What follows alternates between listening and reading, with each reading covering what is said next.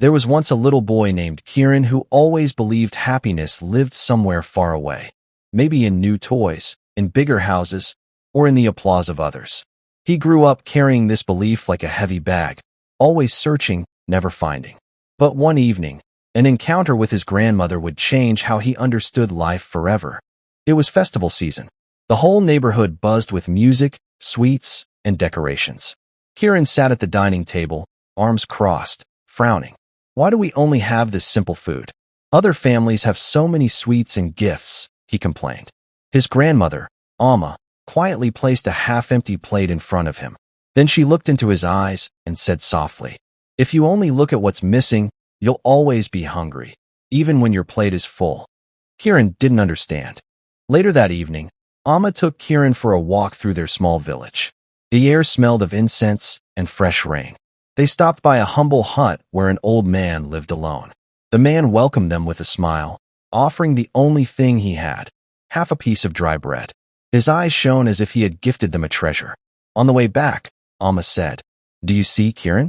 Gratitude doesn't come from having more. It comes from seeing enough." That night, a storm knocked out the electricity.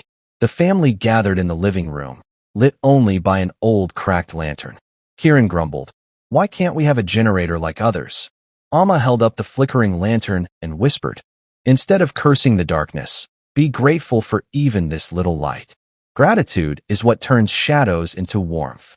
Kiran stared at the lantern, broken, yet still shining. Something in him stirred.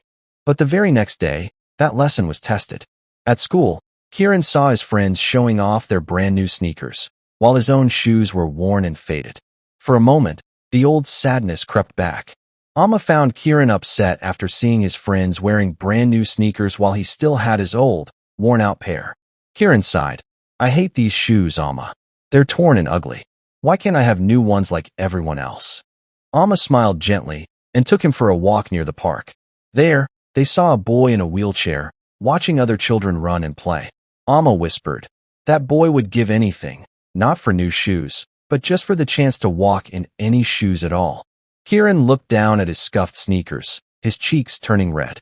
For the first time, instead of shame, he felt gratitude, not for what he lacked, but for what he already had. That evening, Kiran began a new ritual. Before bed, Amma asked him to name 3 things he was grateful for. At first, he struggled, but soon he began noticing small blessings. "I'm grateful for Amma's smile. I'm grateful for the rain that cooled the air. I'm grateful for this blanket that keeps me warm." Each night, the list grew longer. And slowly, the boy who once felt empty began to feel full. Months later, Amma fell ill. Kiran sat by her bed, tears in his eyes. Fear whispered, "What if I lose her?" But Amma, even in weakness, placed her wrinkled hand on his and whispered, "Don't wait for life to be perfect to be grateful, Kiran. Happiness isn't found in tomorrow, it's created in today." Her words etched themselves into his heart forever. Years passed. Kiran grew into a man, kind, calm, and deeply content. While others chased after bigger houses, fancier cars, or louder applause, Kiran carried Amma's lesson in his heart. Gratitude is not about having everything. It is about seeing the gift in everything. He lived simply, but his joy was abundant. And those who met him always said the same thing. There's a peace in him that feels rare. And so, Kiran's life whispers a truth to us all. If you want to be happy, be grateful. Not when you get more. Not when life is perfect. But right now, with the little lantern, the dripping pot, the plate that is already half full.